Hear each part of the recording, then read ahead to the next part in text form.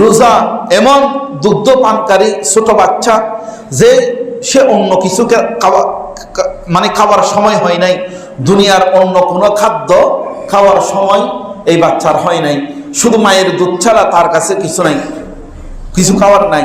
কিন্তু এই সময়ের মধ্যে যদি মা যদি খাবার গ্রহণ না করে, সন্তান দুধ পাচ্ছে না, এই রকম যদি কঠিন অবস্থায় হয়, তাহলে রমজানের রোজা সে তখন ছেড়ে দিয়ে এবং অন্য সময় রোজা রাখতে পারবে।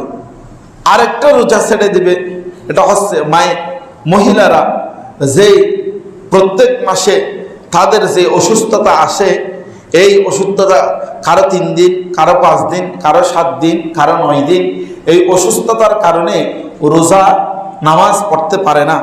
এবং রোজা নামাজ যখন পড়তে পারে না, এই নামাজগুলো আদা করতে হবে না, পড়ে দিতে হবে না। কিন্তু রোজা এমন এক ইবাদত যে তখন ছেড়ে দিলেও, নামাজ ছেড়ে দিলেও নামাজ পড়া আদায় করে দিতে হবে না, কিন্তু রোজা আদায় করে দিতে হবে। সুবহানাল্লাহ বলেন।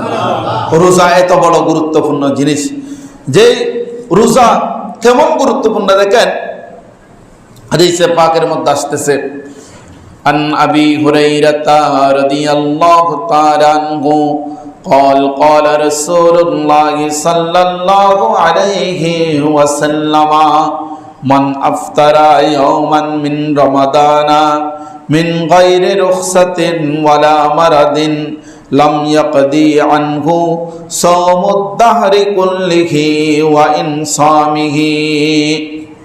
ইমাম তিরমিজি রাহমাতুল্লাহ আলাইহি তিরমিজি শরীফের মধ্যে হাদিস বর্ণনা করতেছেন, হযরত আবু হুরায়রা রাদিয়াল্লাহু তাআলা আনহু থেকে বর্ণিত, যে তোমাদের মধ্যে কেউ যদি অসুস্থ থাকে, শরীয়তের রুখসত ছাড়া, যে শরীয়ত তাকে রোজা না রাখার জন্য রুখসত দিয়েছেন, যে রোজা ছেড়ে দিতে পারবেন, যাদের কথা আমি আপনাদেরকে উল্লেখ করেছি, এটা ছাড়া যদি এবং যারা সফরে থাকে তারা রোজা ছেড়ে দিতে পারবেন, এবং যারা অসুস্থ থাকে তারা রোজা ছেড়ে দিতে পারবেন।